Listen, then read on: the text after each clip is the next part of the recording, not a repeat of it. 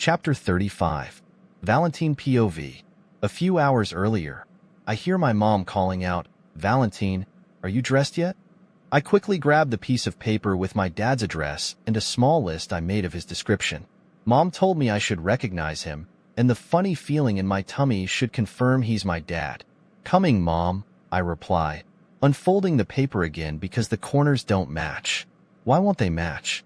I refold it, then Carol walks in. I hate how she taps on my door. 2 taps instead of 3. Odd numbers, odd numbers. Her knock irritates me, and I hastily stuff the corners of the paper back up. "Valentine, we're going to be late." Mom calls again urgently. "Carol, knock." I snap unintentionally. Carol is my best friend. I forgot.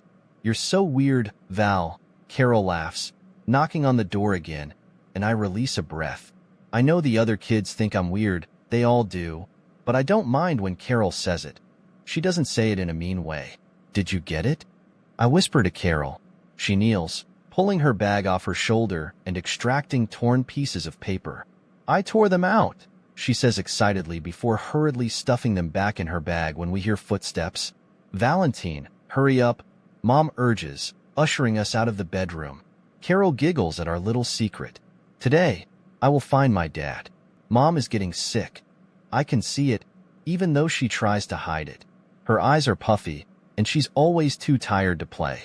Lately, she falls asleep when she reads to me. She never has enough time for me anymore. Dad will have time for me, I'm sure of it. Or at least I hope so. Maybe he can make Mom less tired. Maybe then she'll play more. I miss when Mom used to play, but now she gets tired too quickly and needs to rest. She thinks I don't notice, but I notice everything about Mom. She's the best mommy. I follow Mom out of the house, trying not to think about the torn-up phone book pages. I wanted the maps instead. I wasn't sure how to read them, but it can't be that hard, like a pirate's map. Dad is the golden chest at the end, and I'm going to find him and surprise Mom. I can't wait to see her smile. "Valentine, seatbelt," Mom hisses. She's always in a hurry. I buckle up, and Carol does the same. Mom shifts the car into drive, and we're on our way to school. We pull up in front of my school. My teacher is waiting there. I don't like her.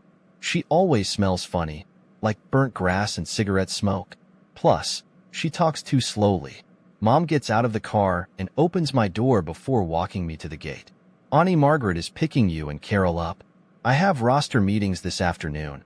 "Okay, but I should be home for dinner," Mom tells me, giving me a kiss on the cheek before rushing back to the car, honking the horn as she leaves. I hate when she does that. The other kids stare.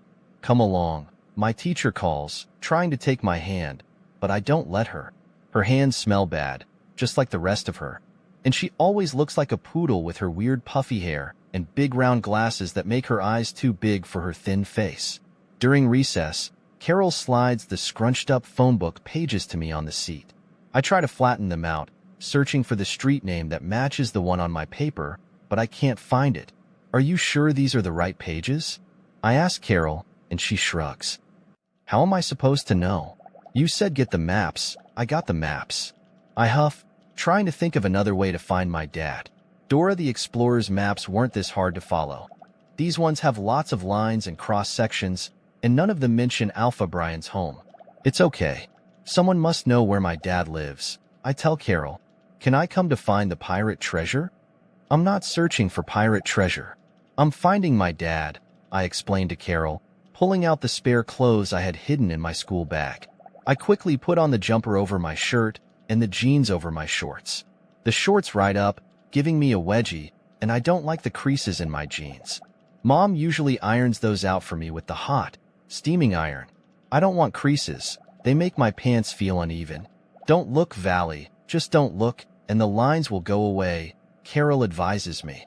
I nod, stuffing the maps into my bag and slinging it over my shoulder. "You be the lookout," I instruct her as we sneak towards the front gate. They always leave it open. Carol peeks around the corner while eating her anchovy sandwich, then gives me a thumbs up. I dart out of the gate and quickly stash my bag in the dense hedges out front. Glancing back at the school, I feel sneaky, like a ninja who just escaped from school. My feet ache, and my stomach is rumbling. I've been walking forever, and it's starting to get fever. Mom would be worried. Maybe this wasn't such a good idea after all. When I come across a man at the traffic lights, I stop. I didn't know if I was going in the right direction when I saw a man dressed in a suit, like those who come to Mom's hotel. He glances down at me, and I tug on his suit jacket. He sighs loudly and gives me a mean look. "What kid? Do you know where this place is?" I ask, showing him the piece of paper. He huffs, takes it from me, and laughs. "Alpha Brian's?" I nodded eagerly. He knew where it was, where my dad was. Now, why would a rogue boy want to see him? "I'm not a rogue boy. I'm an alpha like my dad," I explained. "Huh, and who is your dad?" "Alpha Brian Smith." The man laughed harder. "Is that so?" "Yep," I replied. "Well, my alpha doesn't have a kid, but I'm sure he'll find this really funny. Come on then, boy. Maybe he'll give you an autograph or let you get a picture with him," the man said, gripping my shirt and tugging me across the road. "Are you bringing me to see him?" "Yeah, I'm going there myself. He's in that big building in the penthouse." "Do you work for my dad?" He chuckles. "If that's what you think, kid," he says, and we head up the hill towards the illuminated building.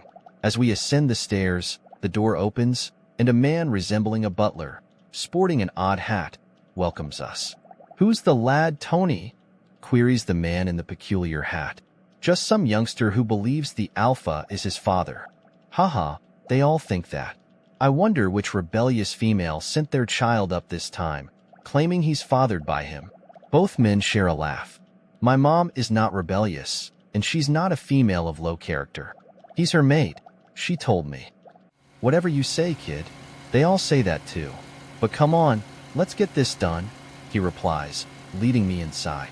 The foyer is much grander and larger than our hotels, all white and gold. The elevators are so pristine that I can see my reflection in them, and something smells delicious, making my stomach growl louder. I forgot to have lunch, but it must be dinner time now. "So, what's your name anyway?" the man asks. "Valentine, sir," I reply politely. "Valentine? That's an unusual name. You really could pass as though you have the same eyes, now that I can see better in the light," the man says, rubbing his chin and giving me a strange look. "And you have a big nose, now that I can see you better in this bright room," I respond. "Haha, you're quite funny. My alpha is going to like you." The man presses buttons on the panel, and we ascend all the way to the top floor. "What do you do here?" I inquire. "Security work. I handle the troublemakers," he replies. "Do you carry a gun?"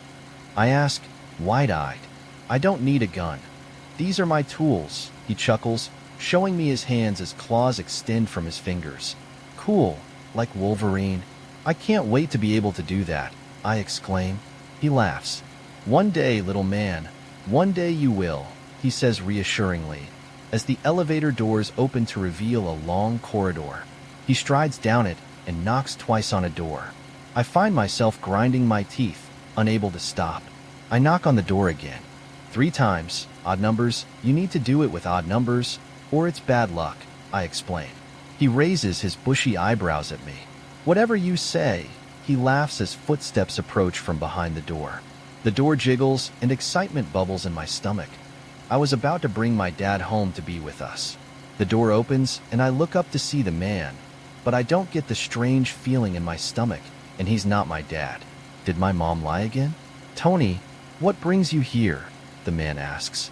"Sorry, Beta, but this boy claims the alpha is his dad," Tony explains, and the man notices me, blinking in surprise. "I know, pretty weird, right? He's got the same eyes," Tony continues. "Do you know my dad?" I ask eagerly, trying to peer around the man, sniffing the air as I hear more footsteps approaching. "What is it?" I hear another man's voice, and the Beta man steps aside, revealing him. The peculiar sensation in my stomach intensifies, and my heart races as the man stops, his mouth opening and closing like a fish blowing bubbles. "Dad!" I squeal, rushing to him. I found you! I found you! I knew I would find you!" I exclaim, hugging his legs. He's so tall. I feel immensely happy that I've finally found him. Mom will be thrilled when I bring him home.